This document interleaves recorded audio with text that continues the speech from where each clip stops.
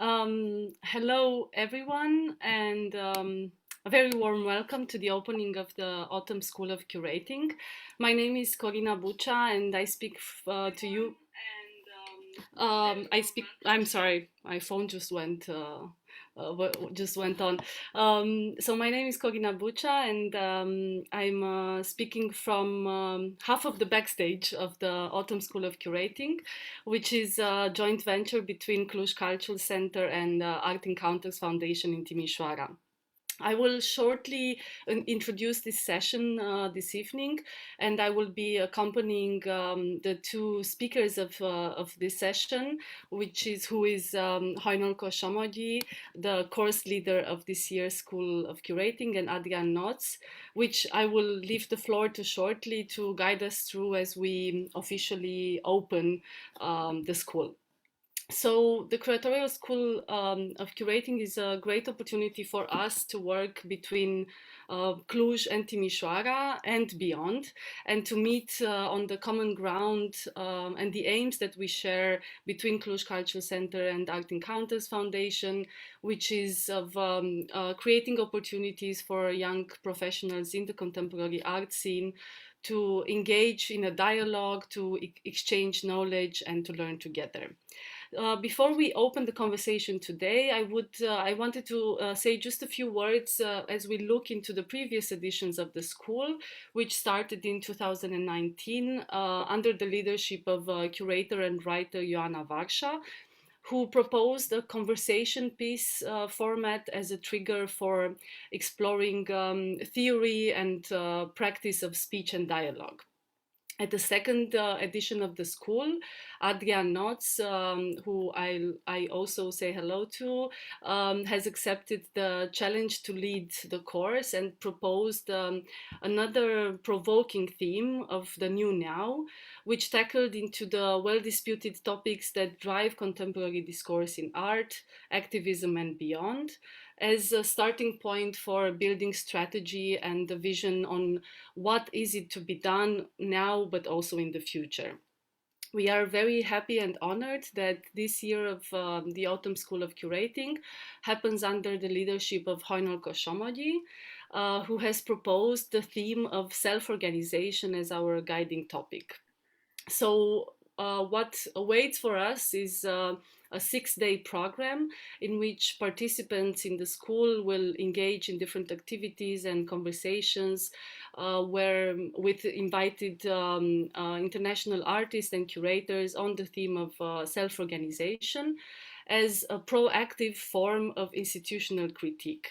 And I would like to take this opportunity to welcome and say hello also to the participants in the school who are joining us this year from different parts of the world, and who we really trust will be engaged dialogue partners in our week together. So thank you again for following and participating in this evening's talk. And I would like to invite everyone who is watching us to feel free to send us comments to our Facebook pages and questions throughout the talk, which we will pick up in the conversation later.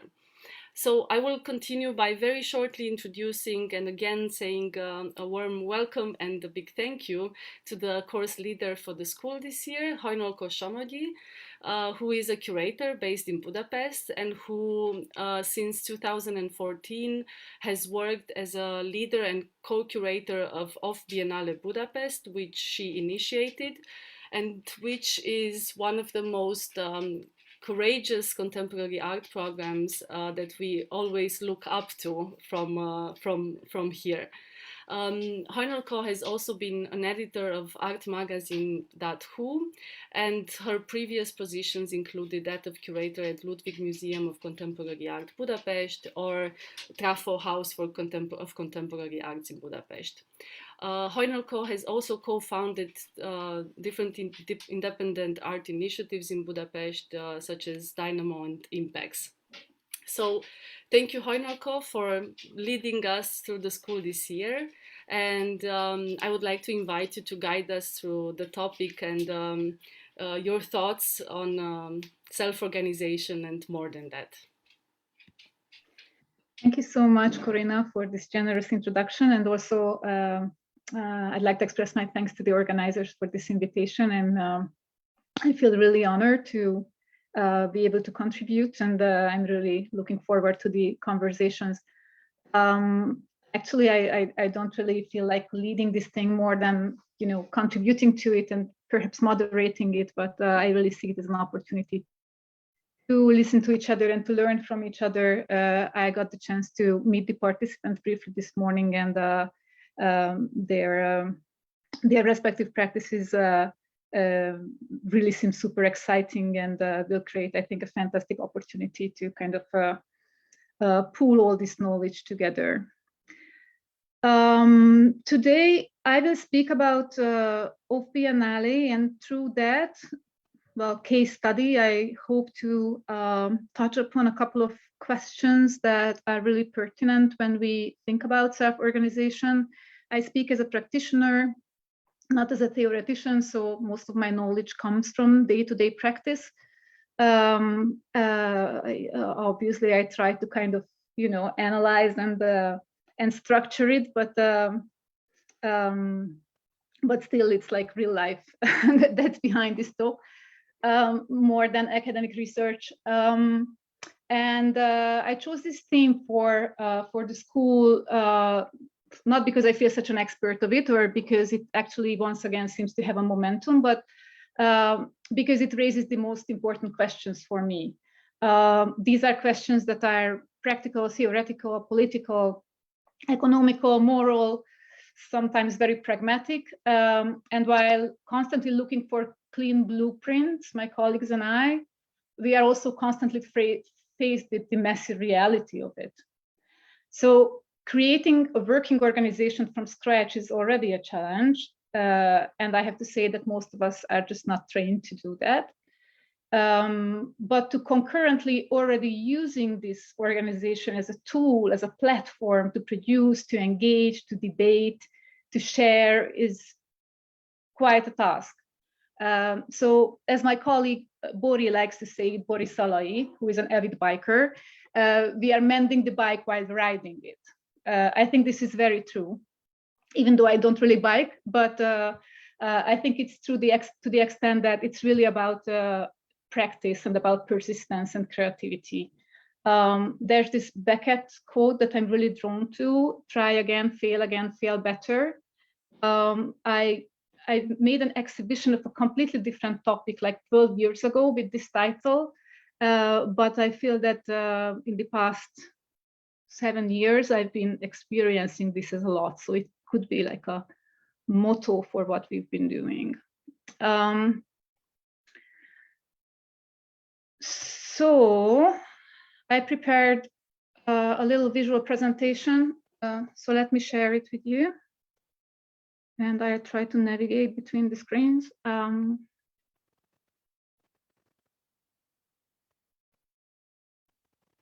Okay.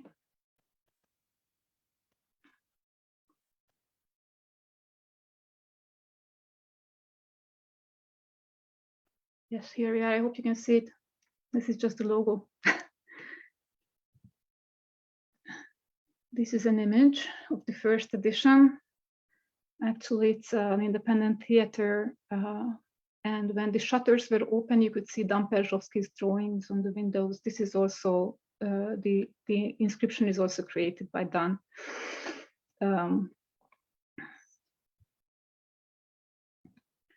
So, OFF Biennale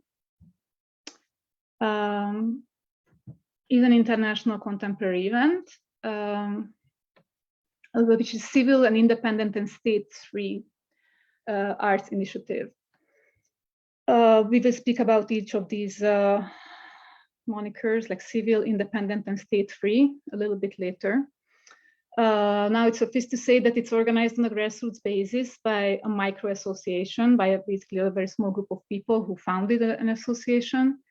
And so it has been a garage or like a do-it-together biennale that is based on self-organization and a collaboration of artists, curators, other art and civil organizations, galleries, scholars, students, and many others. We always say at the beginning that Off Biennale boycotts the Hungarian public art infrastructure, which means that it does not apply for state funding and it steers clear from state-run art institutions. Again, this has changed a tiny little bit recently, but it still applies as a rule, as a general rule. The main aim of Biennale, and I think this is the only thing that hasn't changed since the beginning, is to strengthen the local independent art scene and also to take part in the social discourse on urgent but often suppressed issues and to enhance the culture of democracy, both by the means of art and by its own workings. So being a grassroots civil endeavor means that, in our case, it means that it doesn't have a stable sustaining institution, a foundation, or even like a steady corporate sponsor behind us. There are no employees whatsoever. There is no collaboration with the city or the state. So one could say that this is pretty peculiar for a biennale, for that matter, or for that matter for any kind of large-scale international art event, especially in Eastern Europe, where the private sector in contemporary art hardly exists. And still, for us, the point was just that, to restart our activities on a civil ground, to base it in self-organization. Why?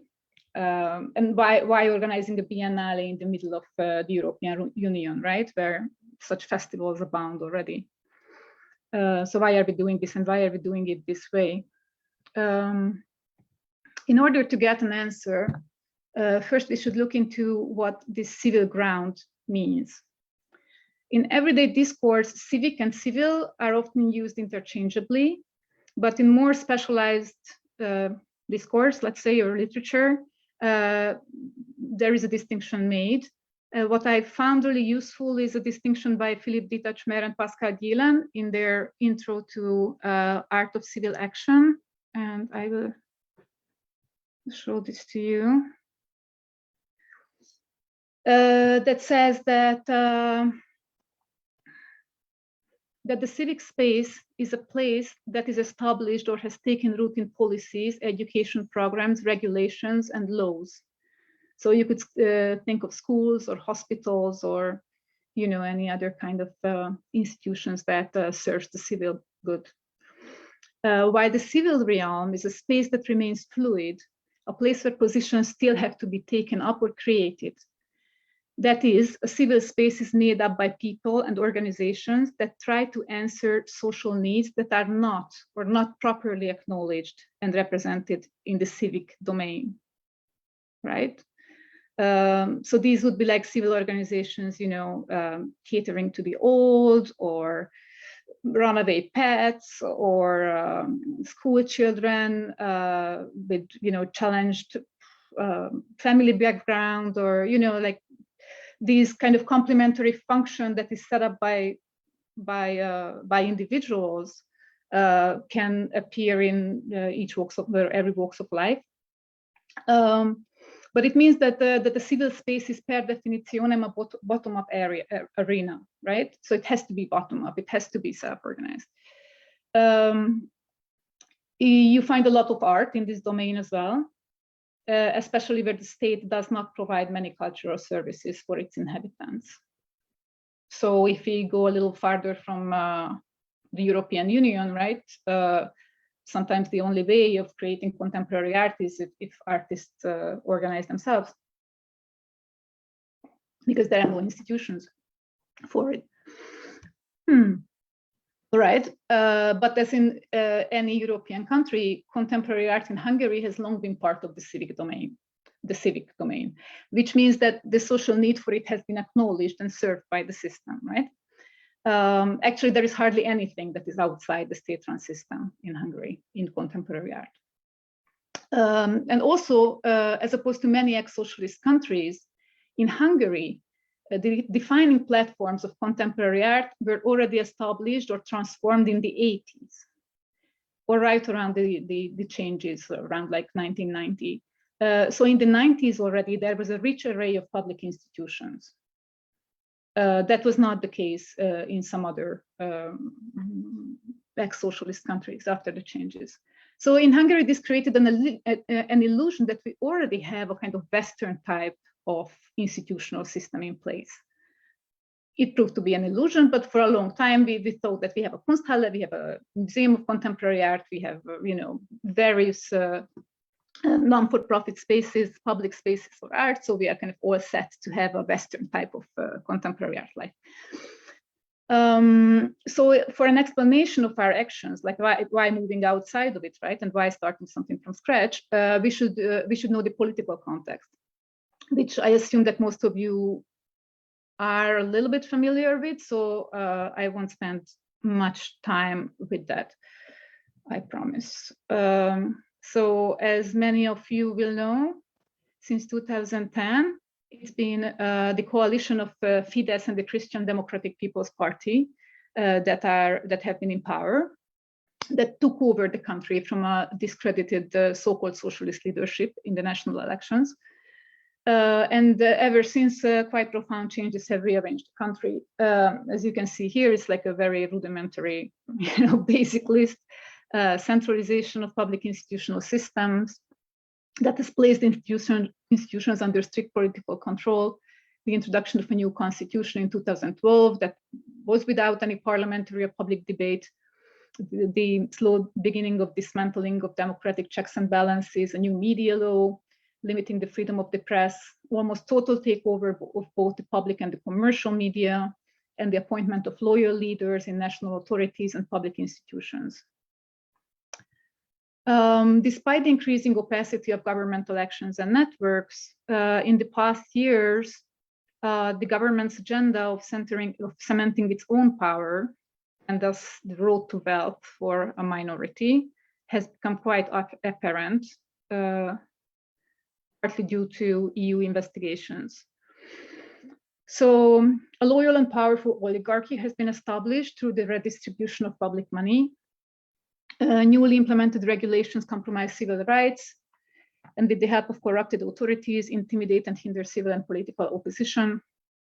State-owned media and the overwhelming majority of commercial media function as a government propaganda machine. And actually, the EU Parliament decided to start the so-called Article 7 mechanisms against Hungary over rule of law concerns more than 2 years ago, that can lead, in theory, to Hungary losing its voting rights. Also, the freezing of EU financial support has been made possible recently, but the Commission hasn't really acted upon it. So far, the only thing that happened is that all parties have sued each other, like the Hungarian government sued the European Commission, and the Parliament also sued the European Commission, and there's going to be like court cases and nothing is happening. So that's the European context of it. More on the social field, parallel to the demonization of incoming and passing refugees and migrants, there has been a systematic stigmatization and financial and bureaucratic encumbering of organized civil action as well. I show you just some images. Actually, this is mostly about the outside enemy, which should be the so-called migrants. These are all like posters from public space, usually like huge posters from previous campaigns. And the second enemy is obviously Brussels and the so-called Brussels and so-called György Soros. And on the third image, you can see the oppositional party leaders being friends with Soros and dismantling the fence at the border for the migrants to come in. So this is how all these threats kind of are joined together. I mean, this is really the level of political communication. So this is not a farce. These are the political campaigns, but these have been in the past years. So besides this outside enemy, the inner enemy has been also identified, and these are civil organizations, especially those fighting for human and democratic rights. They have been officially referred to as internal enemy paid by foreign powers. And this fear-mongering actually lays perfect grounds for censorship, but also more broadly, the social acceptance of political dominance of the public discourse and the governmental control over free expression and free action. The lesson we had to learn is that you should never underestimate the public's need for security over freedom. So actually, you know, the intellectuals are still campaigning with the notion of freedom, but the most of the public is all they want is you know, security. So these rhetorical strategies, let's say, have been really successful in gaining support for this really extreme governmental control over media, free speech, free action, civil organizations, and so on and so forth. Talking about the art scene, centralization was implemented in the arts and culture sector, like in any other sections, including the appointment of politically loyal leaders to most prominent institutions through non-transparent procedures. As expectable, these new directors quickly internalized governmental expectations in terms of both policy and content, and they practice self-censorship diligently. In a new wave of political takeover in culture that has started after the municipal elections in 2019, where actually the political opposition has gained some position in these municipal elections. So some cities, including Budapest, have become strongholds of this very weak political opposition that we have. So since then, the government has been divesting these oppositional municipalities or directly cultural institutions. So the technique here is that when they are on the verge of bankruptcy, a civil organization appears that is very close to the government, and then they get the possibility to run these art centers, and then they get ample funding to do so.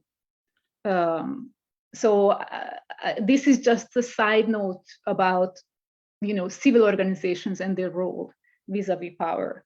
So we have a lot of civil organizations whose role is actually to further the agenda. So very often they gain these public institutions to run with public money. That ensures, you know, basically it just ensures order and the lack of scandals or a lack of, you know, any problematic content being produced in these institutions. Another technique is that they so-called privatize state-run institutions, most prominently universities, by establishing a foundation with a loyal board that takes over. They get all the control, they often get even the buildings, real estate, and this way public control can be averted since it's a private institution, while it's still 100% publicly financed. The institution is being completely reorganized and the autonomy is taken away. This is also a good technique for after the elections, which will happen next year, in case Fidesz doesn't win, which is not very likely, but still, these institutions will still be in their hands through these private foundations and other organizations. So this is the context which also kind of shows that civil organizations can be used in many ways, can have many roles.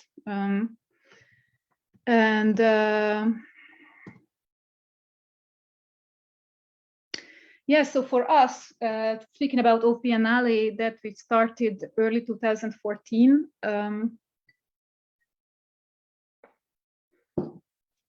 finishing my explanation of why we started it as a civil organization from scratch.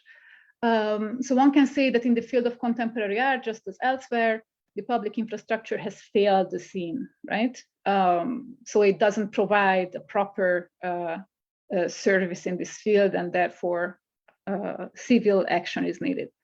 It would run the risk of suggesting that it has ever did serve well before, which actually was never the case. As I referred to it earlier, as an illusion, professional and institutional autonomy has never taken root in Hungary.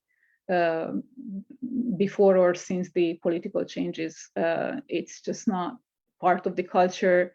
So even though we had this illusion of a Western type of institutional system, I mean, yeah, we could also talk about the state of democracy and autonomy in Western Europe, but we are not going there just now. So basically, our institutions kind of mimicked this autonomy, or kind of practiced it in lack of a clear political will to directly control. But this has changed really quickly after Fidesz took power, and the institutions were completely caught unawares. They didn't have any mechanism to fend off this very aggressive overstepping, let's say, of these never existing boundaries, or very, very weak boundaries. Many people kind of refer to this as a Kulturkampf. I'm not sure this is what has been happening, first because there haven't been really a very serious cultural proposition or agenda on the side of this government. So there's no real Kultur in it, nothing to take seriously, and also because there is no Kampf really. Like for a Kampf, you would need some ground for the opposition, but as our contemporary art system has been completely dependent on this one infrastructure, the public infrastructure, that taken away, the opposition, let's say, was left without any platform or ground to fight from. I would more say that what happened to the art scene is more like collateral damage. It's part of the general effort of centralization, of redistribution of public money, and I don't think there was any conscious agenda to kind of beyond making sure that there is no problem arising from this scene either. But that's just my opinion. But the point is that as most public institutions right now cannot provide an uncompromising ground for professional work and collaboration, we basically created our own platform to work together the way we deem fit, and to invite others to join us. So basically that was the starting idea, to create our own platform, to create some ground to start working from.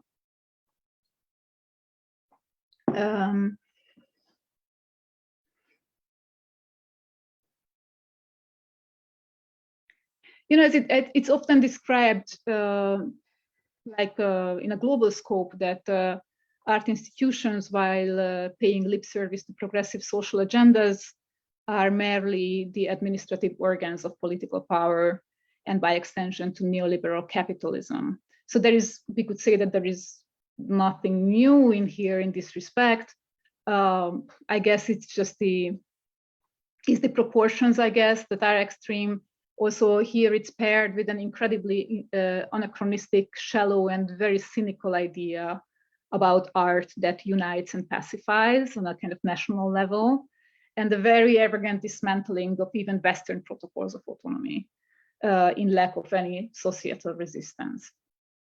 So it's just a degree, I guess, that has been extreme, that left this institution basically hijacked by this party political agenda. So in other words, referring back to the definition of the civil arena, the platform was created as we felt that the public institutional system did not satisfy properly the social need for a free, critical, and productive art scene, or in general cultural scene.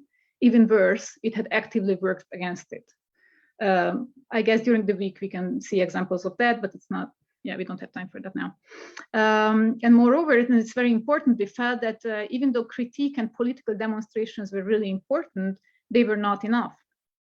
Having a government that ignores criticism and demand, even coming from groups socially much stronger than the art communities, you just won't get too far with such activities. So much was already clear already in 2013, after at least a year of a series of public protests that the art scene engaged in, to absolutely no avail. There are some images that you can see in here, like the Ludwig Stairs, which was like a sit-in, a sleep-in at the Ludwig Museum, the so-called raining money action at the Vigado. And well, we could, there, I should I could like show you many more examples, but the point was that they didn't lead anywhere. Like they didn't really have any result of voice. What was good about them is that they united this part of the art scene, I guess. It did create like a, obviously a feeling of common frustration and despair, but also like a common understanding that we should do something about it.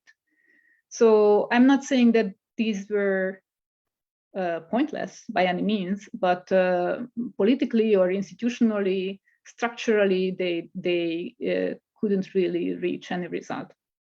And they were beautiful. And this is a more recent example. I mentioned this tactique of privatizing formerly state-run universities. This was the case of the University of Theatre and Film. As you can expect, these are art students, these are creative people. So that was actually the only case where the students could stage a series of protests and demonstrations that grew not only, kind of nationwide, but even international in its significance. Here you can see Kate Blanchett campaigning online on the side of the students. So it has been, you can also see a picture of a really huge demonstration last summer. So it could really grow into something. It was super creative and very enjoyable actually on many levels, despite the fact that the university was taken away. But what is the most important thing about it, that they didn't stop at protest, but they created the so-called Free SFA, SFA being the acronym for the university, which is an organization that keeps on providing education to these students, not only practically by having classes by all these university professors and artists who stepped out of the official university to keep on teaching. These students who also stepped out of the university, but also by ensuring accreditation with universities in abroad who partnered with Free SFA. So these students actually get education and they also get a degree from these partner institutions. So I find this really significant. I think this is very important, that if you want to go beyond simply like venting your frustration, you really have to create a structure and you have to try and sustain this structure. And this is self-organization, basically.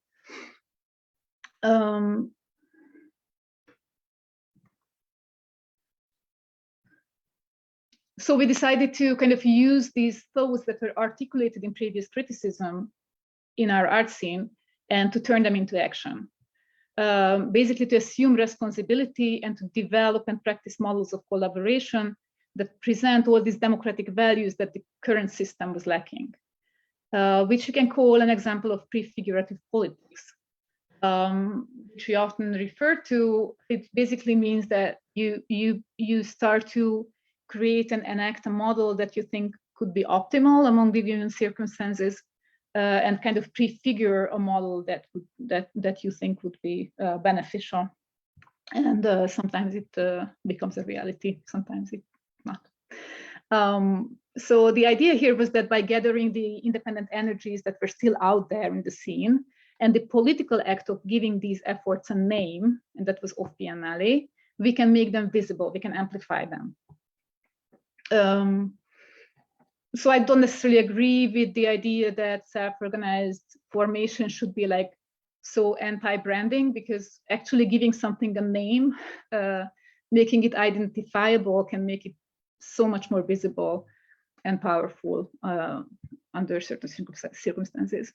So it was to be a way and a form to facilitate not only fundraising, but to create this platform to reach out locally and internationally. Basically, we wanted to perform a non-existing institution, and I should say that today we are still in the phase of performance. Some would argue that this performance is the point, right? That it should not stop becoming, but it should always be in flux and in the making, and not become something rigid and institutionalized.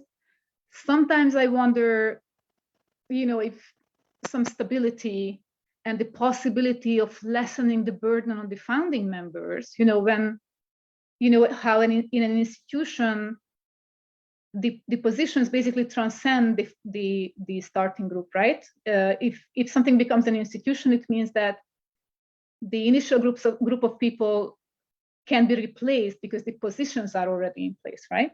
The different positions and responsibilities are in place. So it's not about the people anymore, it's about the structure. That's one definition of institutionalization. So sometimes I wonder if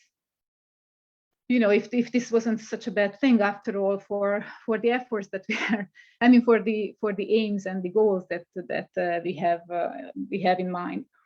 Because the constant flux and constant becoming is like super taxing and tiring. Anyway, it was clear from the beginning that we must boycott the state and the public art infrastructure, which has many reasons. One being this already mentioned vulnerability that was caused by the lack of any significant alternatives for arts funding. So we basically forced ourselves to look for these. And another reason has been to show that it is possible to avoid the negative compromises that state subsidies usually entail, like self-censorship, or simply the legitimation of such procedures, and still pull off a large-scale international art event. So we thought, and we still think, that it's important to establish such examples, even on a small scale, in a traditionally top-down and demoralized society, in which accepting these new rules of the game seems to be the only conceivable or realistic option for most. And this has been one of the most distinguishing features of OFF, and it has often been celebrated for it, for this boycott. And while it still makes sense, one should see that no money comes without strings. So you can't really go around this. Or if so, it's because it's very tiny amount, in which case it is extremely arduous to gather it. So corporate money, no need to explain what the problems are with this, especially in Eastern Europe. There is a ingrained suspicion against it. Not without causes. EU money, again, this is to strengthen the status quo. These EU schemes doesn't look at these small organizations as partners. It's basically really difficult to get into that circle. So it's again to support the current neoliberal order. Individual money is problematic because you expect the audience, the public, to pay for this also, while they are already expected to pay for so many things that their tax money should pay for. And there are so many more important things, basically, that you feel ashamed to enter that arena of fighting for their money. We don't have, okay. And producing own income, which would be an alternative, is not only like super complicated to achieve, but also it means that you enter the capitalist market, which is again something that if you want to create some kind of model of working, it's sometimes hard to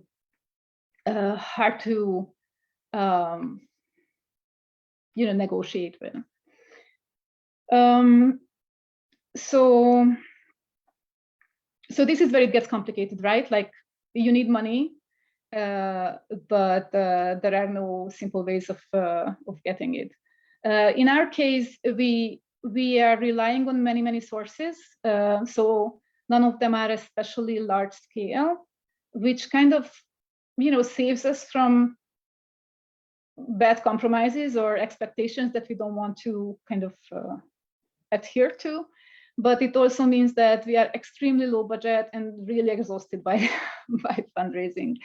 So these are the options. I'm sure it could be done much better, but this is where we are standing right now. Okay. But how can a biennale support the local scene, right? We wanted to, first of all, create the frames among which the production of critical art is possible. We wanted to create alliances among the stakeholders of the arts, to create connections with other non-artistic civil organizations, to create an audience that can provide social legitimacy and can form a political constituency in the long run to rely on, and to create international partnerships to activate our networks from this platform, which is basically an asset that you cannot buy. So we kind of realized that this is the only thing that we are left with, right? With our good professional connections, even though we don't have the institutions or we don't have public money anymore, but this is something that you cannot buy without legitimate work. So we wanted to work with that.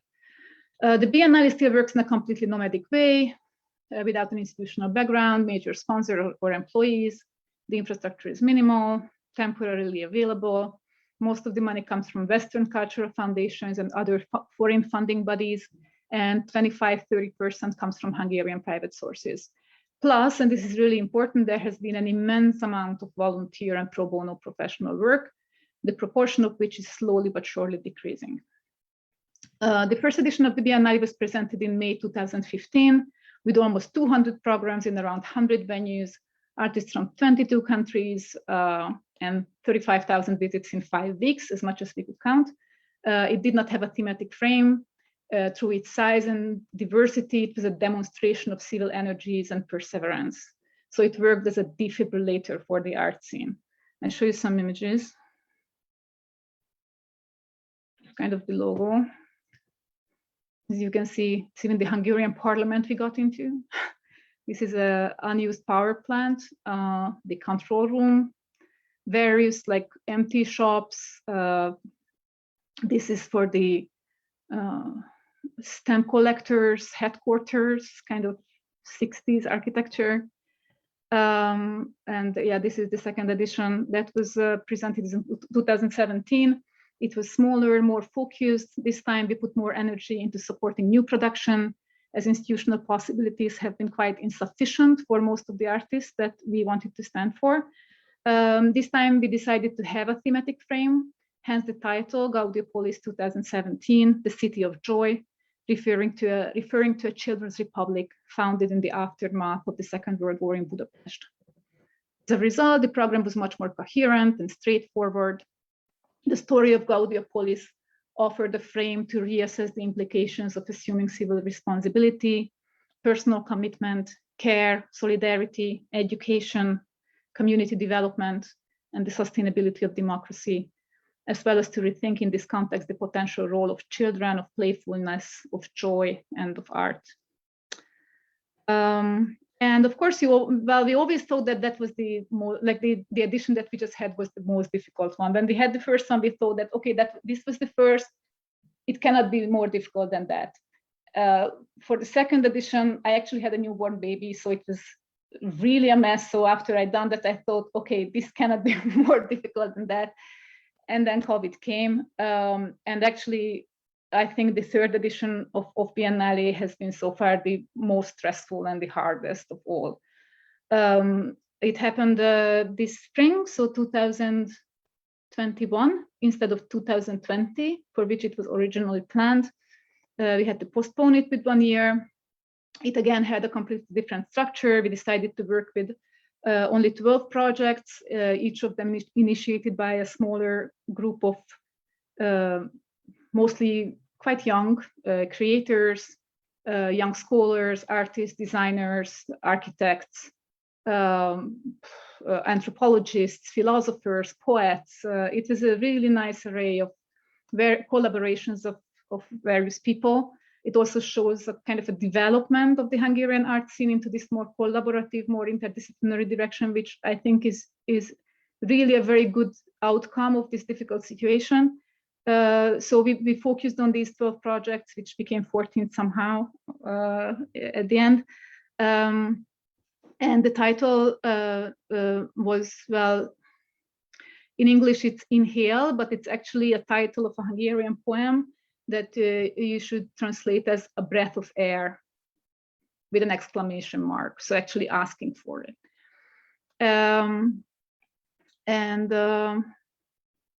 A couple of images of the second edition.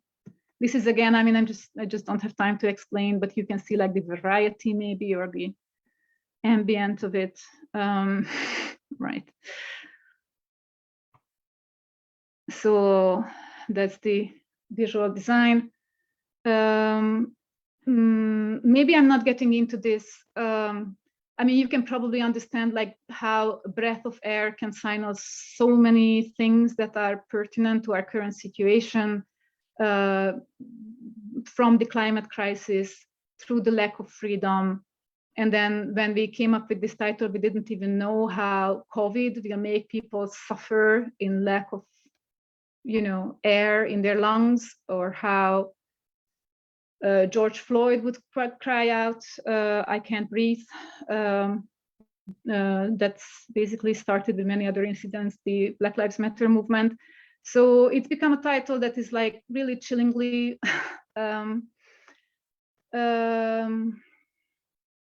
what's the word? Pertinent. And we work with that. Again, it was super exhausting, so it stuck on that level too.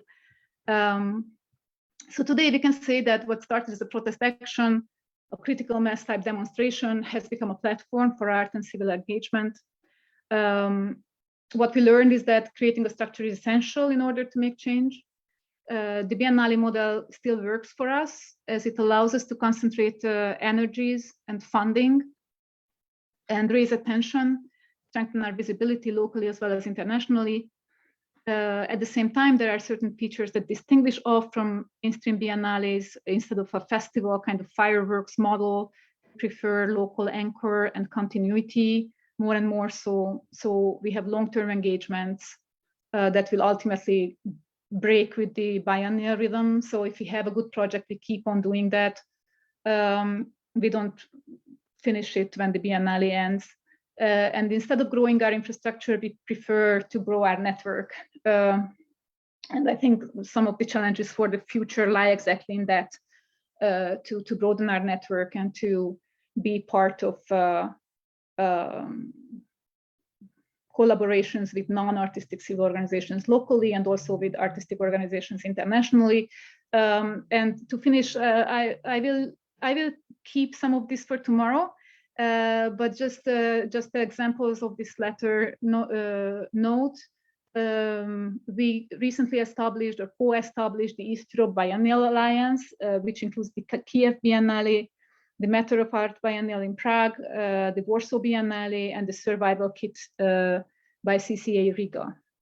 So that's a regional attempt at this network-based operation.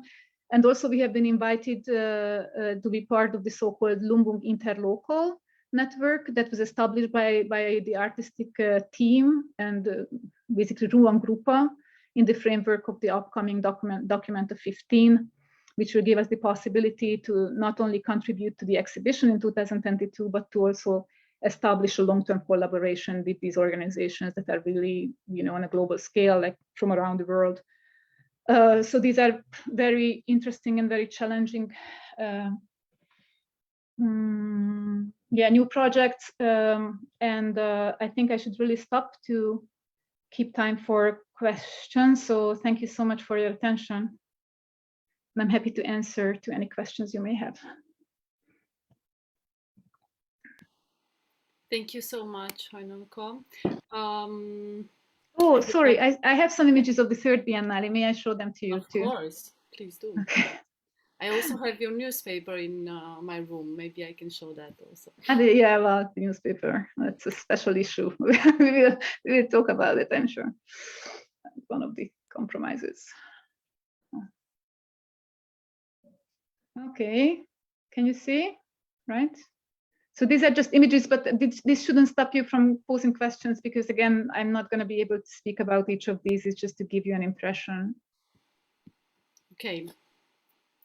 I wanted to invite everyone who is participating, Adrian and all the participants also, to join in. And I think Linda will jump in with the first question or a comment or remark. Hi, thank you so much. It was a super well-prepared presentation, really, really interesting. I'm feeling a lot of things when I see what you present. It's like so touching. It makes me really sad to see like the struggle. At the same time, I'm just like admiring the work so much. And I wonder where you get the power and the passion to continue, when you have so many things working against you. And you described these two parts so well, where you talked about the external threats and the internal, and I guess you then become like an internal threat in a way, your institution in itself or your organization. So where do you find that power to continue? Oh, thank you. Well, I guess these all feed each other, right? I think as a contemporary art worker, at least personally, I have been struggled. I mean, throughout my, working years, that's like 20 years now. I've been struggling with feeling myself really useful from time to time. In these very kind of complicated and difficult times, and I'm not talking about Hungary, obviously, but at any place of the world, but especially in places where the discourse and the scene is not strong enough to kind of keep you on top. When you're in New York, you kind of, that you are an art professional, it makes perfect sense, and there are so many people around you. But if you are in Hungary, you really have to like ask yourself like each day, what the hell am I doing? And I think in this little project, my colleagues and I kind of found something to be useful in our small way, to be appreciated and to give really like good energies to people. We get a lot of good feedback, and it's super important when people whom we share this whole situation, we tell you that they appreciate what you've been doing. I think that's one thing, and the other one is basically the friendship among us. It's been a fantastic collaboration with my colleagues. We actually all have day jobs. We all have, like, most of us have full-time jobs. So Off Biennale is still like a labor of love. Sometimes we can pay ourselves, sometimes not really, but this is something that is for ourselves, where we can define what we do and how we do it, and that's worth it, I think, especially when institutional work is kind of limited in many ways. Can I ask just a question about what you just said? Like, when people show appreciation, do you feel like they have to do that kind of anonymously, because it's so dangerous? It's not like that. To be polite? No, it's not. No. So they can be open with the appreciation. Well, first of all, our visibility or our public space is like a very kind of limited public space. It happens informally. It happens in the media that we still have, which only we read. So I think the government has been really good at like fending off this little territory so that nothing really gets out to disturb the general public or something like that. It's difficult in that way, but also the politics of this government is really not about, first of all, it's pretty mellow to compare to, countries like Turkey, or I can get even more extreme or farther. So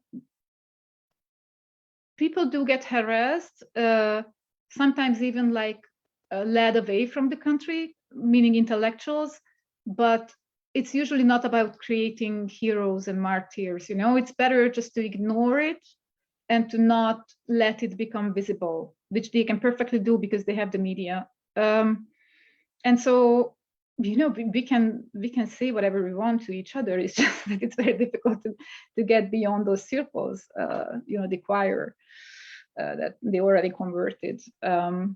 But actually, I do find value in preaching to the choir as opposed to what people usually say, because Hungary being an EU country, it's really difficult. It's really simple to leave. It's really simple to go to another country which has, perhaps more opportunities or more freedom, and to work there. And so there have been hundreds of thousands of people who left in the past years, and obviously artists and critical thinkers feature very prominently, above proportion in those many hundred thousands.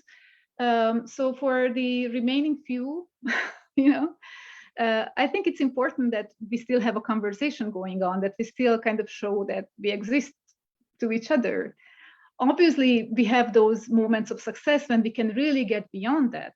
And that's one of the goals. And this is why, for us, presenting an art project is not about opening it, but to make sure that it actually gets beyond its own circles, either to interdisciplinary collaboration or some media collaboration. But it's really about, we put a lot of emphasis into getting beyond these kind of the usual circles of the art world, locally and internationally, but mostly locally. So where was I?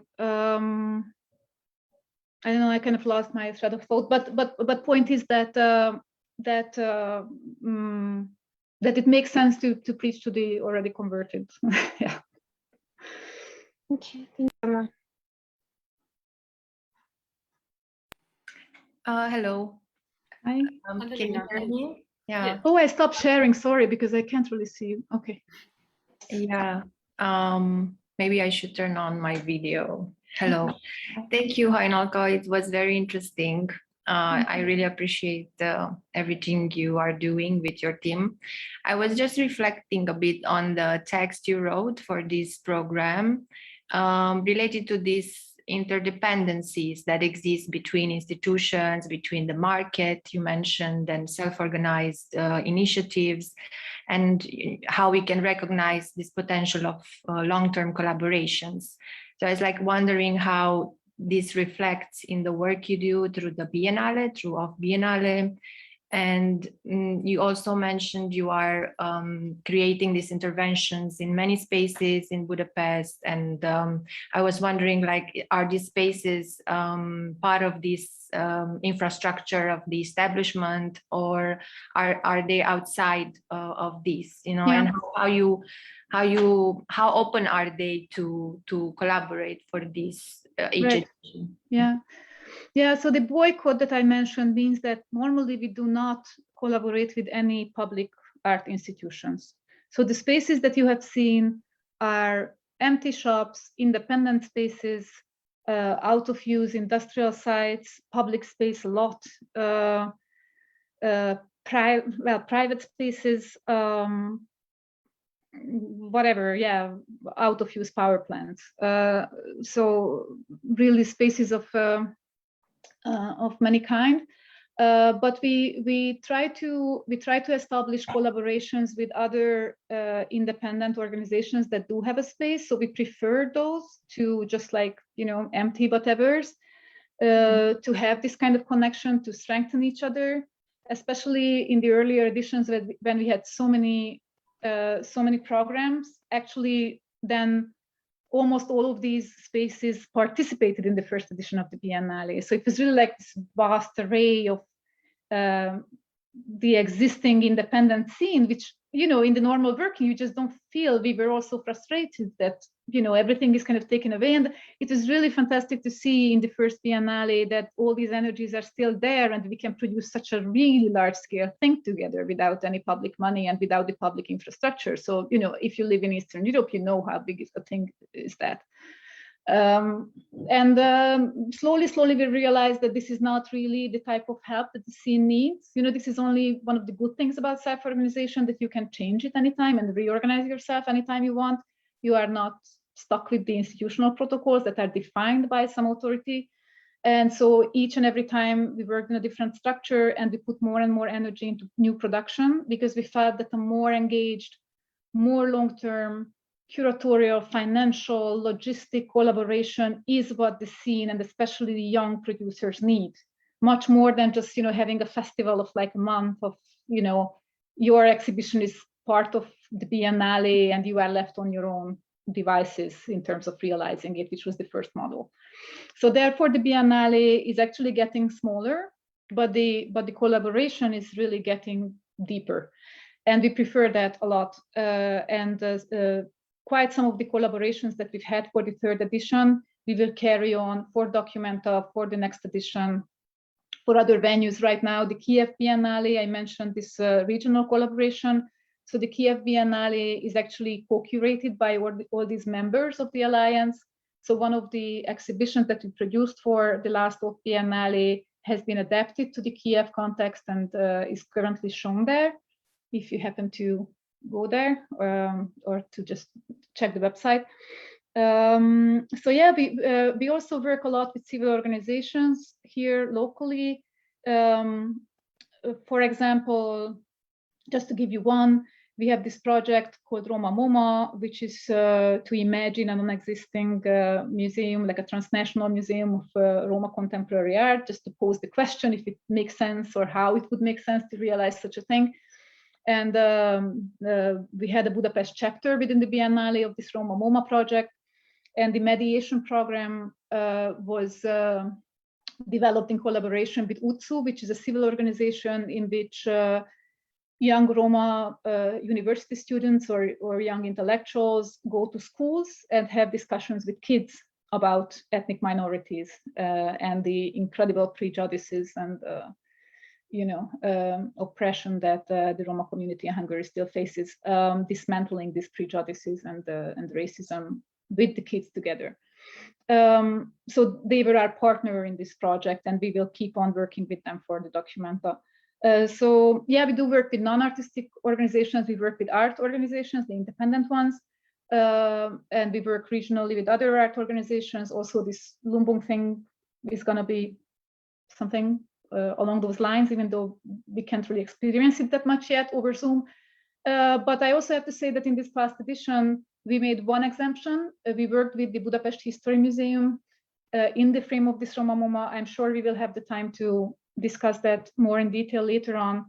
But that was a project where the very point was to bring a Roma artwork into the mainstream institution, into the royal castle, which is actually now in the center of a government development, because the whole government wants to move into the royal castle. So to bring this Roma artwork into that building and into that institution, like a Trojan horse, basically, it's something that you cannot do without collaborating with the mainstream institution. So we are not rigid with our boycott either. That's the first time that we made an exception, but it was really a successful project, and it also kind of made us realize how much more you can achieve if you actually join your forces whenever it's possible, instead of trying to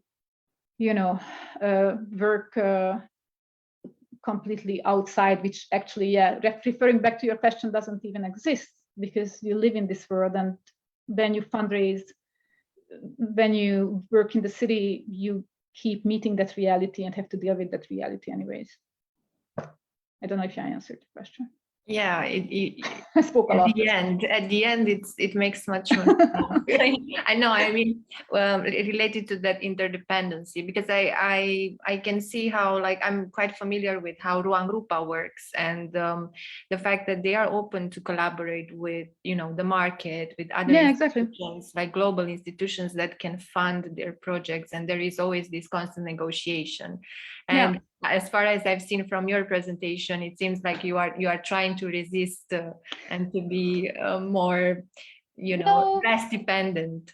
But the boycott is a very, it has a very clear message, and it has a very clear role, and it has been important. It has been something that the Biennale came known for and became important for even the general public, for even other civil organizations that operate in this field.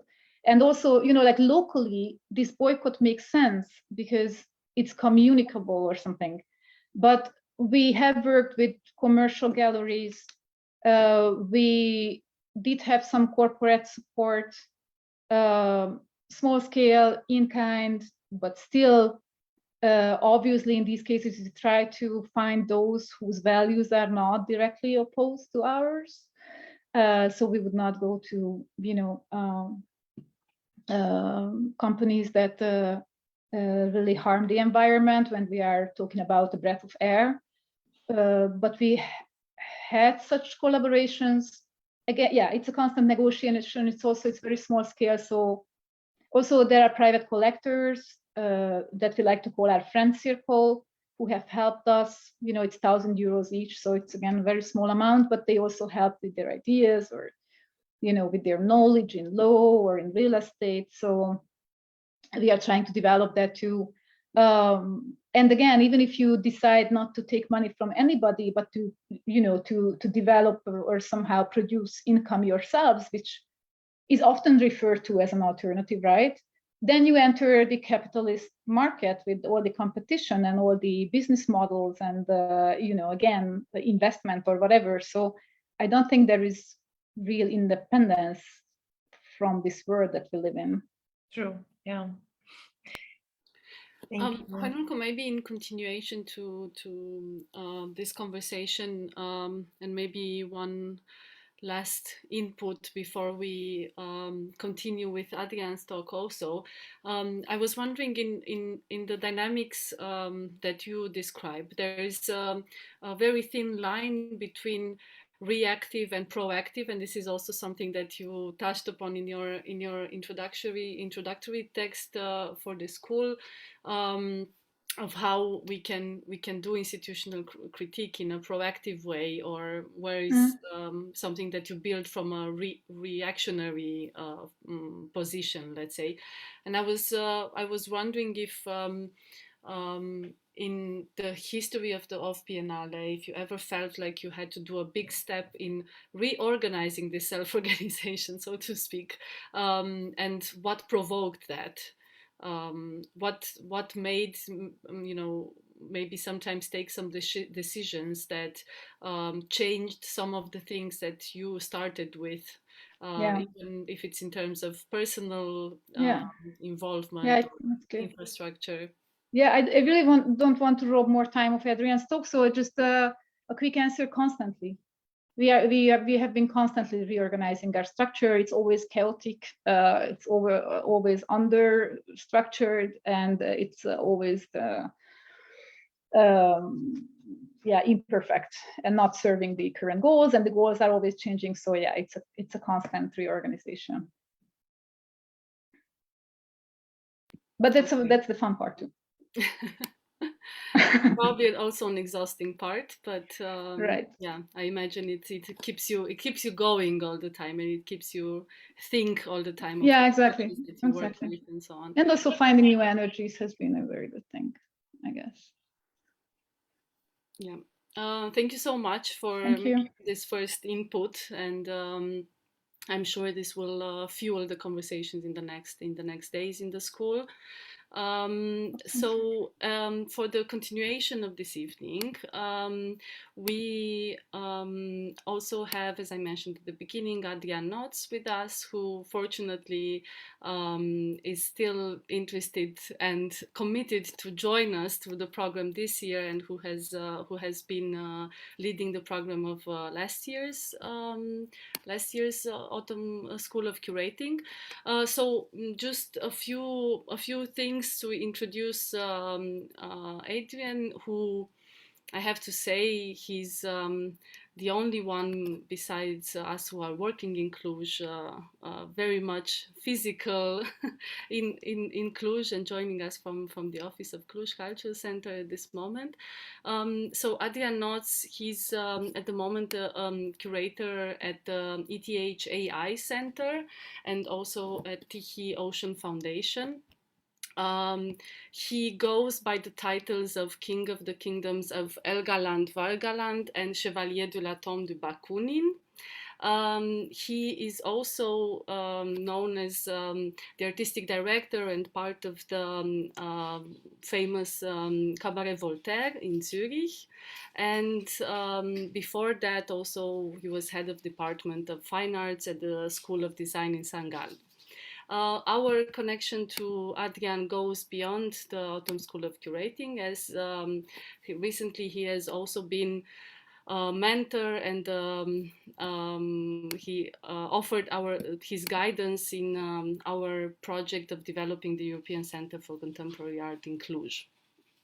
So his talk today is titled "The Organization of Ourselves, Selon les lois du Dadá," and we expect nothing less exciting than the title in the content of your talk, Adrian. You have the floor, please. Thank you very much, Corina, and also thank you, Hajna, for your great presentation. I feel a bit humbled by your presentation, because mine, of course, coming from quite a different context in Zurich, I like to call it the spa of the world, has different things to deal with, and in that sense, I will, like the Dadaists 100 years ago, escape all political context and just talk about what we were doing. I'll try and share the screen. Oops. It's a PC, so I don't really know how it works. So.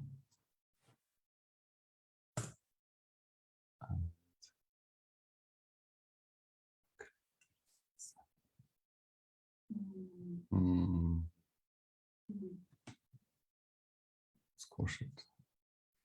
Pull it down. The zoom bar is in the way. That's all. Can you kick it out? I'm trying. Here. So.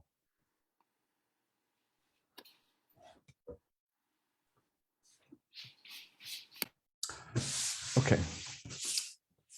This year's Autumn School of Curating is under the title Self-Organization.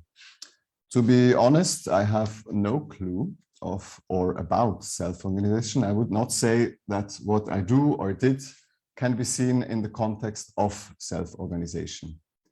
Nor could I attribute this kind of organization to my practice. It is something I never thought of or considered seriously, maybe because I was never really challenged to do so by exterior circumstances. The only experience with self-organization I have is that I organize everything myself, or that I organized myself according to Dadá. So this lecture can be seen as a nostalgic trip about unlearning what we do in order maybe to be able to self-organize ourselves. To organize ourselves according to Dadá from back then, 100 years ago, was of course first and foremost our main and daily problem. How to deal with the self-organized art movement that has become so legendary today. Dadá still stands for a revolution not only in art, but beyond art. So the question is, how can we do justice to that enormous heritage? We noticed the first day working in Cabaret Voltaire that everybody already had an idea about Dadá, and everybody also knew it better. So we could only do it wrong, what gave us a lot of freedom.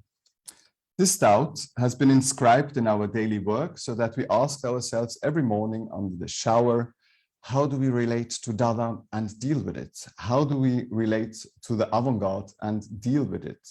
How do we relate to that time in art history where art was giving strong impulses to society, to mankind, to art itself, and to the future? A time where artists were seemingly in charge of innovation and vision, or as Kandinsky said about art, art is child of the time and mother of the future. We suffered under this enormous pressure until Gayatri Spivak gave us the hint, productive undoing. The avant-garde is a clearly European movement fighting against European ideas of enlightenment and at the same time enforcing the European individualism, self-centered ideas of creativity again, even if they worked in self-organized groups. Instead of resolving these contradictions, we must learn to cope with this double bind. This does not simply involve opposition to dominant ideas, but to their productive undoing. To find a possible answer to this impossible question, how to productively undo that legacy, we needed almost 12 years. As adolescent teenagers, we read a sentence from Karl Jasper's radio talks, which had a very strong impact on us, and only with the mental support of Gayatri, we dared to use it again. It is only in the upswing from our restrictions to emotions, not by their elimination, can we come to ourselves. The one word that stayed with us is, in German, Aufschwung. One can translate it into English as upswing. We thought maybe the upswing can be a logo for our way of productive undoing of the avant-garde and dealing with art today for our daily work with Dadá.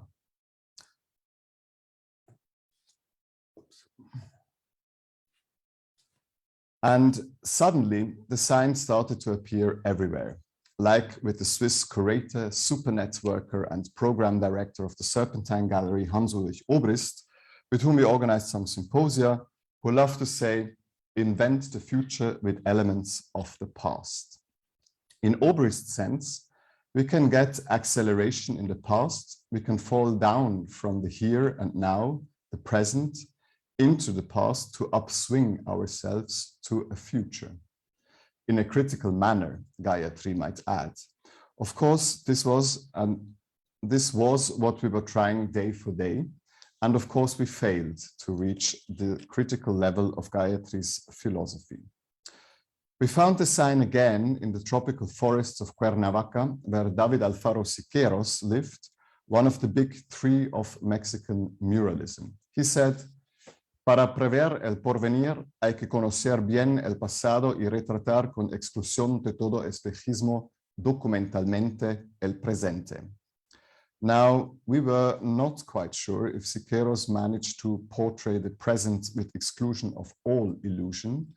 Also, we were not quite sure if he were as grande as Siqueiros and would be able to portray documentalmente the present. What we could do was to try and learn about the past. Following Jasper's, Spivak, Obrist's, Siqueiros' interpretation of our pubitile idea of upswing, we worked with Dadá extensively and achieved our 10,000 hours of studies and research easily to become Dadá specialists or Dadá gurus, or in a humble understatement, housekeepers of Dadá. As such, we researched the genesis of Dadá in Zurich, which was presented in the Art Museum in Rolandseck. We showed the paintings and artworks that were hanging in the walls in Cabaret Voltaire in 1916 and in Galerie Dadá in 1917, the two very first Dadá places. Among them, some Picasso etchings and the De Chirico painting. Another man that self-organized his own metaphysical art movement. A way to tell the story of the history of Dadá was presented to us by the Museum of American Art, that is, make copies. By making copies, we could present the fountain and even the roue bicyclette, as well as nu descendant en escalier and the bottle dryer ready-made. It is by copying, as we know from the tradition of medieval monks, that we really learn about things.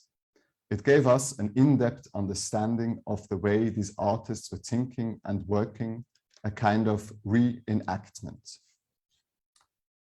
We also researched Dadá statistically, together with the Office of Statistics of the city of Zurich, where we then not only learned about which thinkers influenced the Dadaists the most, that is Nietzsche and Bakunin, but also that the Dadaists themselves were quite big bureaucrats in forming their art movement.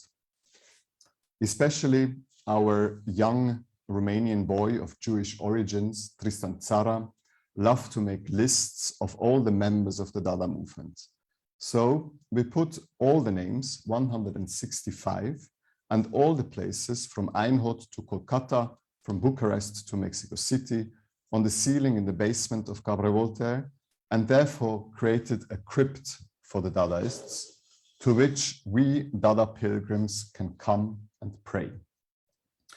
We try to stay up to date with the latest discoveries Dada academics made, like discovering women in Dada, besides Hannah Höch, Sophie Teuber, Amy Henning, Susan Duchamp, and a lot of others.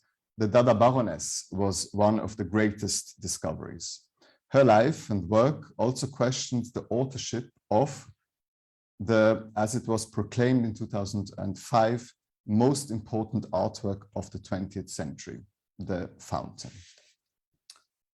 With these discoveries, we could learn some lessons, like saying, for example, that Dada is feminine and therefore opposes to masculine logic of simple dialectics, or as Dadaist Walter Mehring said, I am not left, I am not right, I am vertical. With this wisdom, we thought it might be good to Dadaize everything and therefore create this kind of change of dimension. Dadaize, or Dadaische, by the way, was a shout from Nobuyoshi Araki, which apparently means brat. So he shouted, Dadaish Araki, which is Araki is a brat. So first we got democratic approval in Zurich and won 2 referendums with 2/3 of the population saying yes to Dada. And then we asked our 2 kings of the kingdoms of Elgaland-Vargaland if we could annex Switzerland. The territory of the kingdoms of Elgaland-Vargaland are all borders, not just the borders between countries, but also the borders between consciousness and subconsciousness, the border between languages, the border between reality and fantasy, between left and right, between black and white, and so on. Because in such a small and federalistically organized place like Switzerland, there are too many borders. Between the 26 states, for example, the Swiss nature is defined by borders like the mountains and valleys. The biggest architectural achievements are dealing with borders like tunnels, pass streets, bridges, and dams. And with the 4 languages Switzerland has, there are language borders and, of course, even mental and cultural borders. So by annexing Switzerland, all of Switzerland would be just one border, a nice space of the in-between. After our home base was cleaned up, fresh and free, we sent Dada on tour and tried to colonize the world with Dada. More than this educational approach, it was also a great opportunity to get to know other avant-garde movements and contemporary artists around the world, like here in Goiânia in Brazil, where anthropophagia was an important concept in the late 20s. And of course, the last stop of our tour had to be Bucharest. It was also quite refreshing to get out of medieval Zurich and deal with young people, because at home in bourgeois Zurich, it was only old people interested in Dada, like here in the Guildhouse to the Balance, the Zunftas zur Waag, where we staged the first Dada evening at its 100-year jubilee on the 14th of July, 2016. After reenacting all possible Dada performances, trying to interpret what they had written about the nights, copying their costumes from photographs and translating some of the thoughts and actions to today, we started to understand the huge gap between what they had written down and what it might have been and looked like. Doing it was just silly and entertained mainly the so-called culturally interested people. Reading about it and following one's own imagination was a lot more intriguing. So we understood how the history of Dada was also just a story, especially because most of the Dada stories were written by the Dadaists almost half a century after the actual Dada events, a time when the Dadaists were old men. And yes, it was exclusively the men who wrote down their true story of Dada when they realized that Dada was being rediscovered by contemporary artists in the 60s with happening situationism, the rising of the term performance or fluxus, like Ben Vautier, one of the early members of Fluxus, who came to Cabaret Voltaire to do a solo show of the greatest Fluxus hits. It was the time when not only Ben Vautier, but also Alison Knowles shaved Dick Higgins' head, when Ben Patterson set some wooden bricks on a piano and let them fall down, and all of them together destroyed a grand piano in Wiesbaden for the first concert of Neo-Dada in music and art.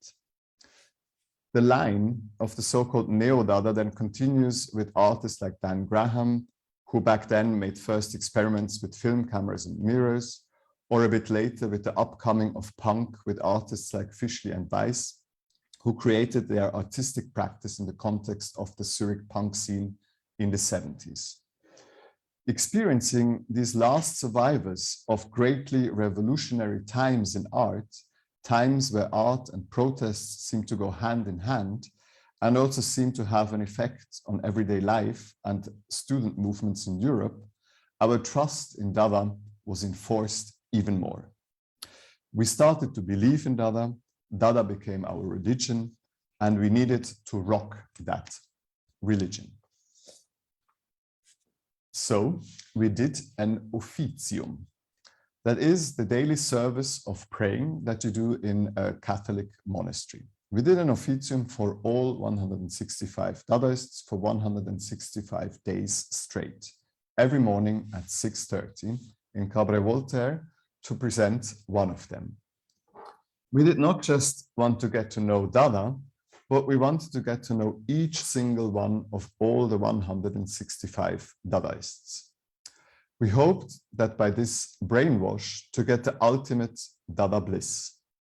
And with this higher ideal, to be able to lead a better life, or as Hugo Ball said, one of our biggest saints, to daily be the greatest human being.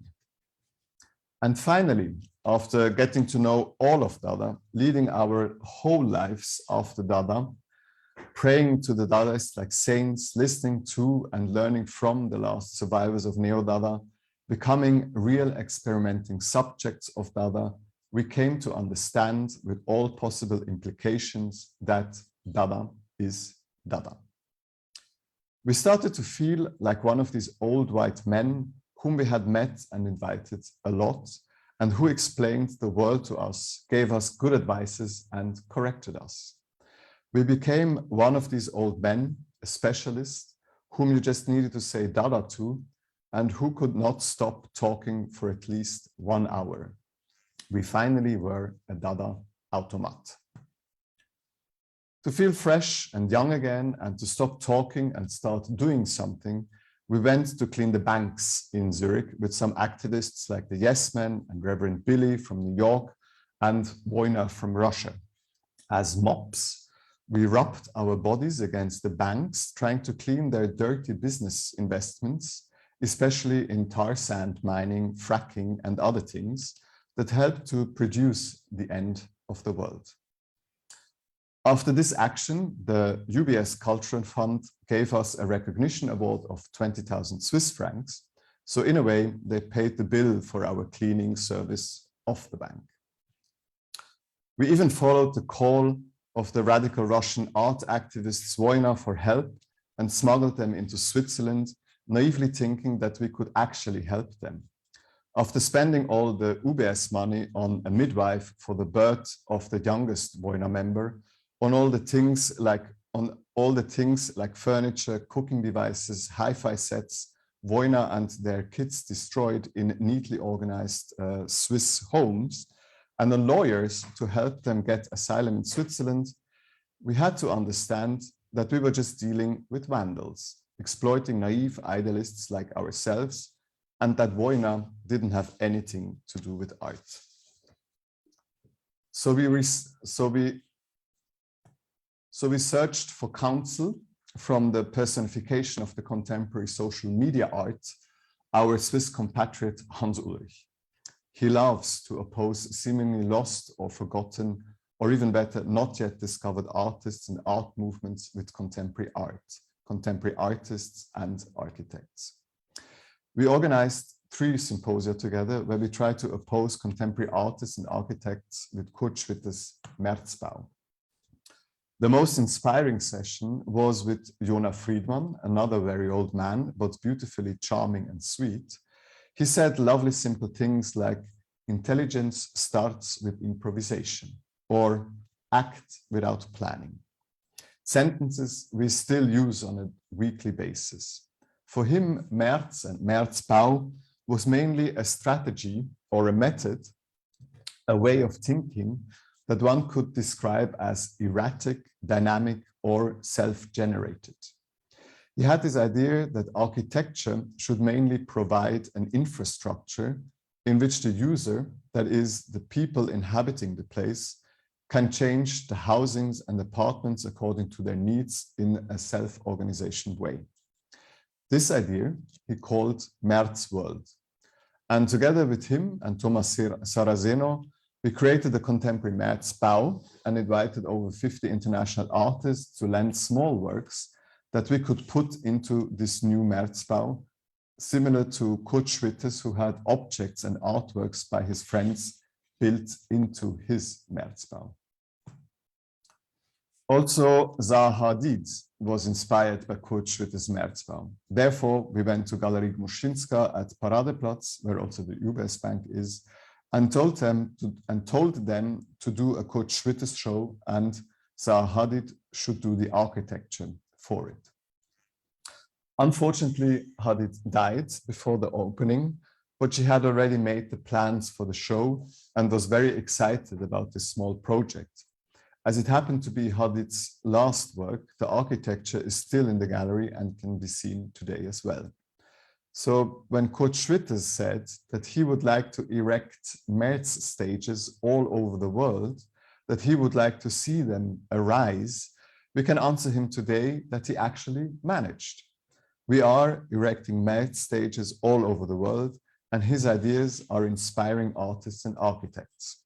His März Gesamtkunstwerk is arising, and we have become part of it.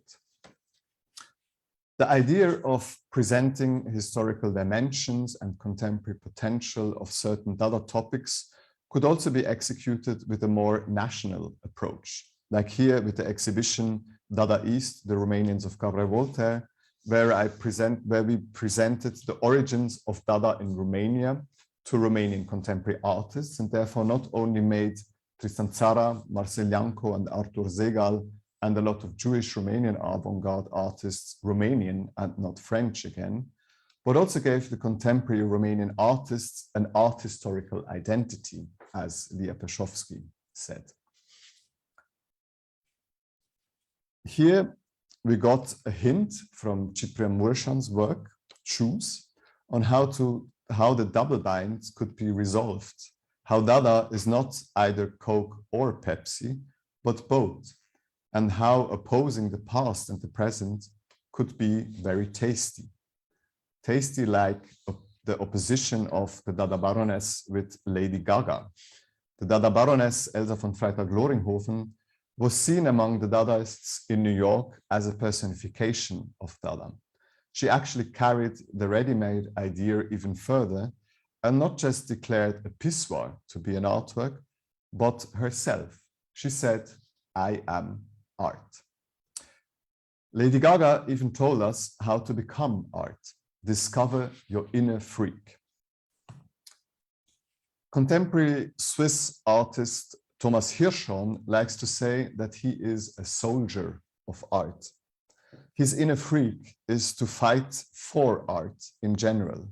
He emphasizes the friendship between art and philosophy, trying to establish not just a critical corpus, but to establish art as a critical corpus itself. Kurt Schwitters might have called this, in his Principles of März, unconditioned demand for the autonomy of art, and in brackets, pure art.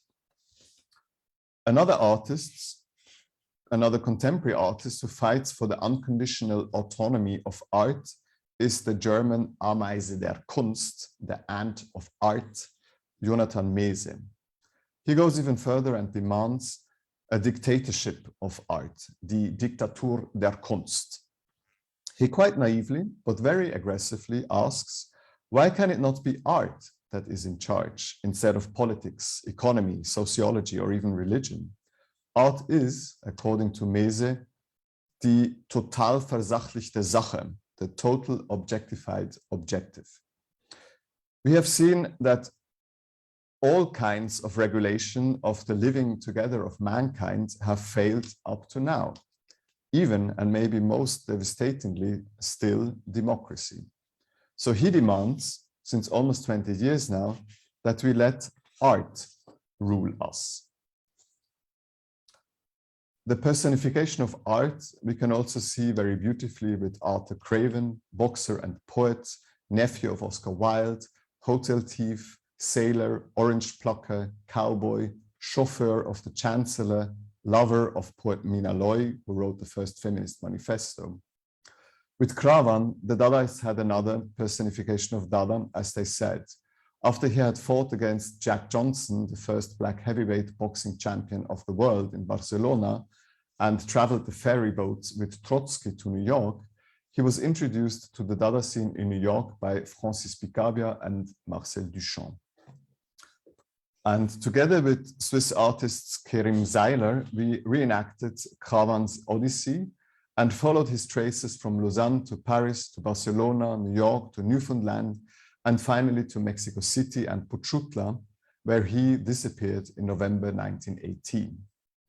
This devoted reenactment pilgrimage opened up a new way of approaching Dada, that is, researching certain Dada topics, Dadaists and their lives, together with contemporary artists, a kind of embedded curating, one could say. A similar trip we did together with Carlos Amorales, where we went to all Hans Arp archives in Europe and looked at Hans Arp works. In the Fondazione Arp in Locarno, the hermit conservator of the place there showed us some découpage of Arp, that are stencils Arp used to make his compositions with his abstract amorph forms. When the conservator demonstrated how Arp must have thrown them selon des lois du hasard, according to the laws of chance, one on a sheet of paper, there was a sublime silent moment because the conservator realized he had just created an Arp. On one of our train rides, we started comparing Arp découpage, what could be basically understood as a vocabulary of forms that he used to make his art, with Carlos' liquid archive, which was also a digital vocabulary out of which he created different artworks. We then discovered the idea that both the découpage and the liquid archive could be something like skeleton images to create real images. With Irvin, we embarked on a spiritual voyage through Hugo Ball's Byzantine Christianity, in which Ball writes about three saints, the monk John Climax, the bishop Dionysius Areopagita, and the saint Simeon the Stylite. When Ball was writing about Dionysius Areopagita, he said that when he discovered Dada, Dionysius was calling him D-A-D-A. Inspired by Dionysius, who can be seen as the inventor of the hierarchies of angels, archangels, demons, and so on, he established a hierarchy starting from the monk to the bishop to the saint, what he then translated to soma, the body, psyche, and pneuma, the spirit, to then come to the conclusion that the ordinary citizen is in the realm of soma, the artist in the realm of psyche, and the saint in the spiritual. So it is, in the interpretation of Irvin, Dionysius, the bishop, who is the artist. And therefore, Bishop Methodist Slatanov, Metropolite of the Macedonian Orthodox Church, understood this and presented here, as you can see, Marcel Duchamp's Et la chaux au cul as an icon. And to close the circle to Hugo Ball, who performed poems without words, lamenting them like a magical bishop a century ago, His Eminence Zlatanov prayed Orthodox prayers for Hugo Ball, and Irvin started painting icons. The research with Lia Pershofsky was of quite different nature. It started with the Dadaist exhibition, and from then on, we happened to meet in different places in the world, united in the Dada representation duties, like in Cape Town, Warsaw, Moscow, or Lille, where Lia would run with us through all the museums and show us how to get the essence out of each of them. Her starting point with Dada was, or the adoption of Dada was Hans Richter's book, Dada, Art and Anti-Art.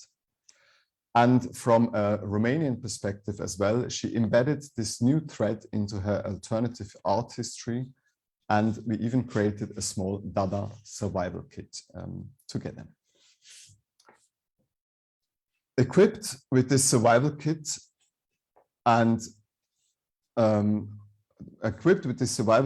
of Dada and relating Dada to contemporary art and artists, opposing them directly to Dada, finding personifications of Dada among them, and being able to research the history of Dada, rewrite the story of certain Dada topics and Dadaists intensively, yes, to even inspire artists to do new works or to go in a different direction with their works, Cabaret Voltaire arose as a monument.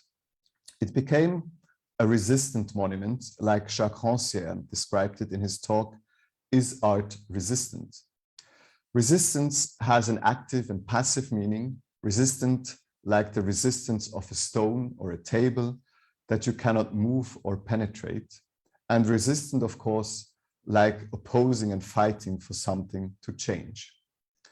Also, a monument has two sides. It remembers of something, but it also calls to the ear of future, as Rancière put it. Cabaret Voltaire was a monument of the revolution that happened 100 years ago, and that was still calling to us to continue the revolution. To clarify this new monument, we first changed the status of Cabaret Voltaire from being just a building to become a sculpture.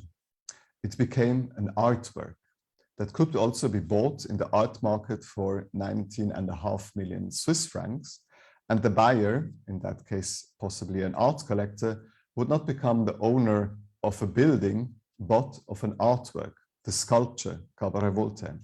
Because the building in which Cabaret Voltaire is today belongs to the city of Zurich. As a sculpture and monument, Cabaret Voltaire was much closer to being a Gesamtkunstwerk, as it had gained the potential to rise as such.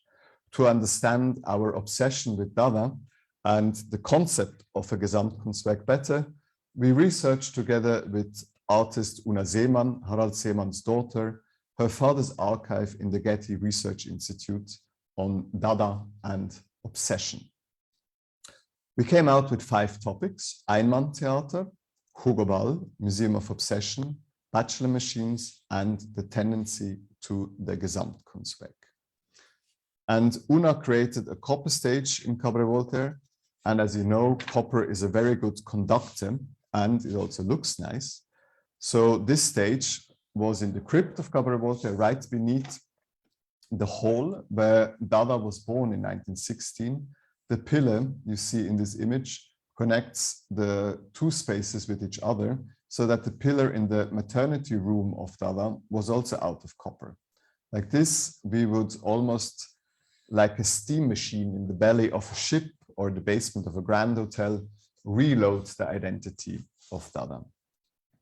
For this, we invited contemporary artists to perform their obsessions on the copper stage during the 100-year Dada Jubilee, during 165 celebration days, for each Dadaist a day. Together with Gianni Motti, we telepathically changed the big corporations and politics that constantly disturb our daily life. Pilar Albarracin cooked a tortilla española on the stage.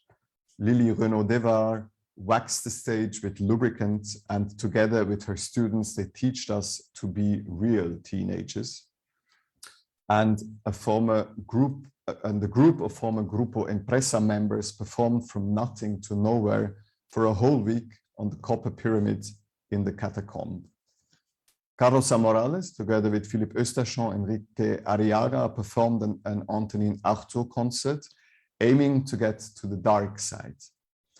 They drummed the stage with microphones, scratched the surfaces with them, made the whole medieval Cabaret Voltaire vibrate until the rooftop. It was, like our Tibetan cameraman said, a futuristic, archaic experience from a yet to come different mythological time.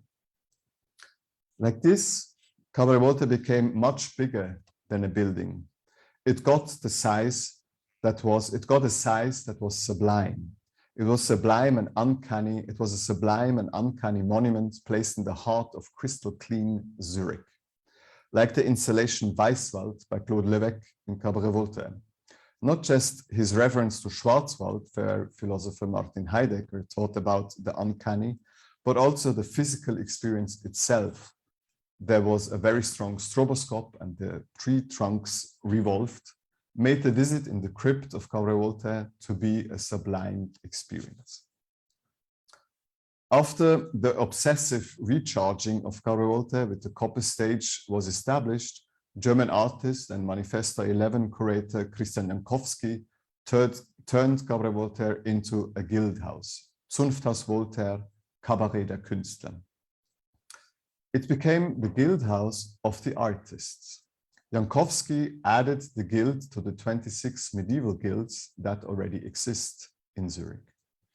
In the guild of the artists, anybody could enter who made a performance on the guild stage in Zunfthaus Voltaire.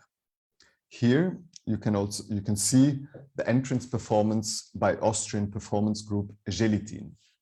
With a lot of plaster, styrofoam, beer, and urine, they formed the Laocoon sculpture that we know from Pope Julius II's Belvedere garden. In the moment it was erected, the whole monument exploded into the guild hall, covering the freshly laid black carpets and the VIP opening crowd in acid urine plaster and styrofoam particles. And then Ulay watered a desert rose from a frozen Dadá book, hoping it would blossom again. Because the book didn't melt fast enough, we added some water and the rose blossomed. With these transformations, we invited artists to use all of Cabaret Voltaire as a kind of canvas and to make a performative installation out of it. Learn to Fuck Yourself was the performative installation in which was the performative installation by Carlos Morales. His work was, of course, a nice comment on today's obscene vulgarities, and as such, it influenced the ordinary bar visitors, private wedding receptions, academic lectures, bankers' think tank workshops, digital native blockchain hackathons, and mostly, of course, us working and performing there in an internal feedback loop manner. There is, as we realized when seeing how the Dadaists and avant-garde artists work, a close relation between manifestos, performances, and the Gesamtkunstwerk. While Italian futurists were reciting their manifestos constantly on different stages, Hugo Ball realized that for him, the stage was the only way of testing the quality of a poem. It is only in reaction with the audience that a poem or a manifesto can be validated. He complained about the poems that had been written at the desk just for the eyes of collectors, who would then let the poem disappear again in an archive. Art needed to be tested on stage, and accordingly, they need to be adapted, changed, and developed, and then performed again. So we started doing performances, and we also wrote some manifestos. Yes, we actually, as last year's Autumn School of Curating participants might have noticed, got a bit hooked up on the idea of manifestos. We went to the dark side again and inaugurated the stage. We ran around and read a potential love letter or a film script to George Clooney. We visited a very awkward place of the grave and experienced a best-of shower of performances. We cuddled up in lovely lush critters and fragile masculinities.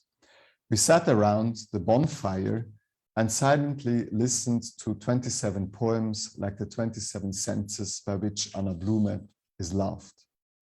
We produced a ton of very colorful sausages. We spaced off in a homage to science fiction author Judith Butler on a bed of clay. We embarked on a poetic voyage through hundreds of possible answers to the question, are we bodies? We brought a whole truckload of flea market stuff from Brussels to occupy the Onion stage for a night. We invited a shaman to clean our physical bodies from the Dadá spirit haunting them in the cave, and then reloaded our spirits with fresh energies. We hauled the grand piano and 3 professional ballet dancers into the crypta of performance, where the pulse of the dancers' bodies triggered experimental compositions in the grand piano that then again instructed the dancers to dance. We erected a biolab and let the plants sing and speak. We became a feminist punk electro fans. We became a circularly, we breathed circularly to create an intense acoustic vault. We let whole mountain massives tumble with sound. We went to the future and came back to the performance that we were attending, which will have been so catastrophic that even people died. We occupied the UBS Bank again, this time with massive police presence, and healed our Trump depression in the same evening in the original Cabaret Voltaire space. We let Adriana Lara perform the whole house with herself. We admired beautiful queer dances to woke the place. We studied the slowly moving male sculptures in a kind of sculpting performance. We dressed 10 women in the same dotted Zara dress and let them stroll around.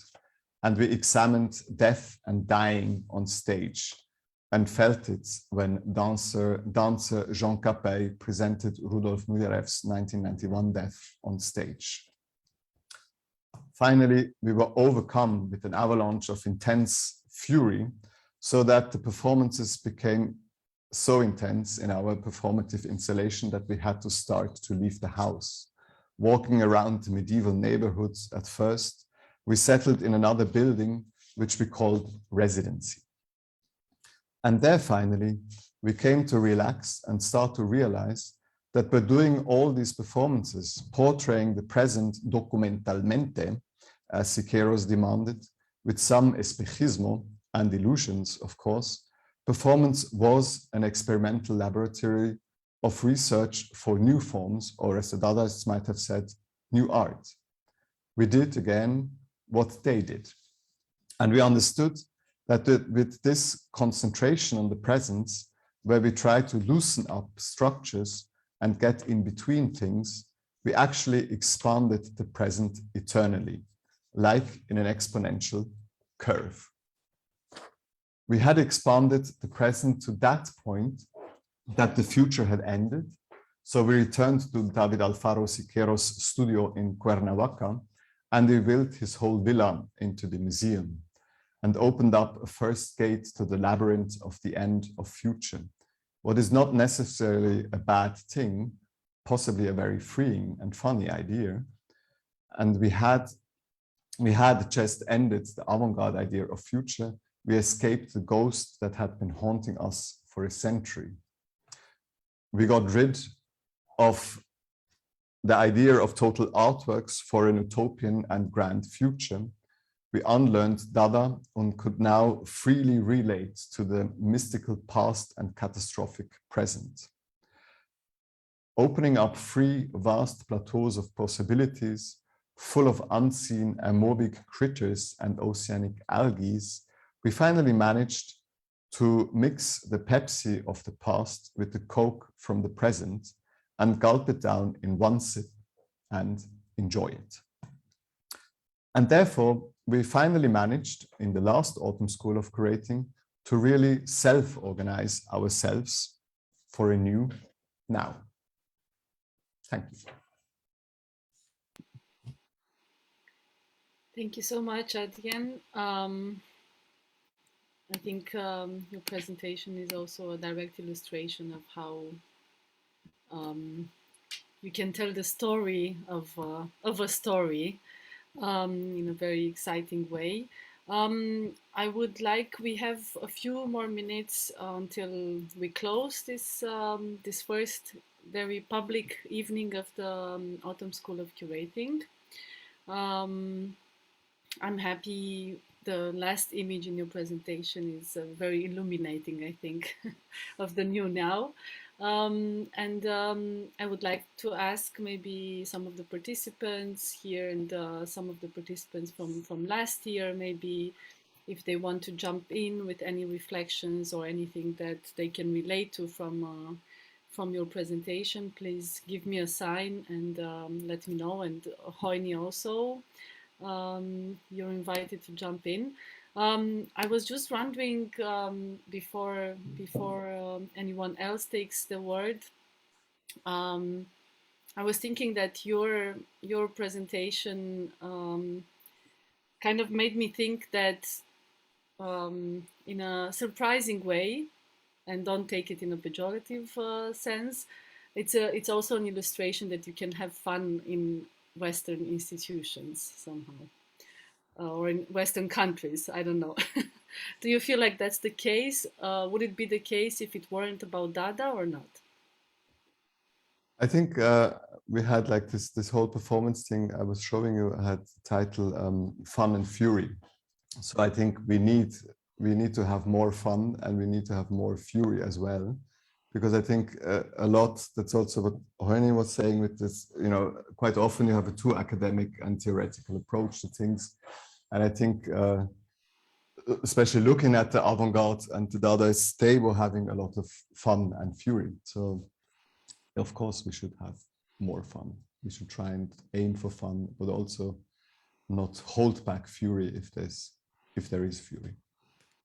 So it's about, yeah. Fighting and laughing. It's an interesting combination of fun and fury. One more thought that I have, also picking up some of the ideas that you started with in your presentation, was this idea of making copies as an analytical tool in a way, right? One thing that I wanted to ask you is, how do you think, especially when it comes to, again, to the work of curators, which oftentimes has to deal with contextualizing a lot the work that you're presenting now with the past. And I was wondering, how can you make copies of the past without reproducing it directly? How can you interfere, or how can you intervene in this copying and maybe appropriating, changing a bit something in these copies? Is it a dangerous tool, the Xerox machine, or not? It's a liberating tool, no? I mean, the project I was referring to is from, I guess you know it, the American Museum, what was it, of Modern Art, by Goran Djordjevic. And over there, I found it very freeing to see how he could basically, you know, by copying, talk more about the concepts and the ideas behind the artworks and kind of get rid of the aura of the original. And at the same time, when you visit him in Berlin or in Belgrade, then you get into this very strange time tunnel and into a different zone where suddenly, in a way, the concept becomes more real than in that sense the original, you know. So I think it has a very strong power in the way he works with copies and using the idea of copying. But also for me it was in a very practical sense we made like copies of certain prints by Picabia or Duchamp or whatever. It is like following the lines of these artists. It's also a way of understanding how they work and how, yeah, what kind of ideas they might have had, and discovering certain things in certain works in a different way. So maybe it's more a kind of, how would you say, a bodily learning, or yeah, it's kind of not analytical approach, or differently analytical. Great. Thank you very much. This was intense and very fruitful and rich start of the school. As we are sharp, at least with the end, I think we were sharp with the beginning of this talk this evening. I would like to thank you both Hajnalka and Adrian for joining us this evening, all the participants in the school. Everyone in the audience, we would like to remind you that at the end of the school, we will meet again for 2 public events, which will be again streamed on Facebook on both the Art Encounters and Cluj Cultural Center pages. Meantime, I'm sure a lot of intense things will happen with everyone participating in the school. So we look forward to reconnecting and letting you know what happened in between. And for everyone else participating in the school, see you very soon. Thank you very much and have a great evening. Thank you. Thank you. Bye-bye. Thank you. Bye.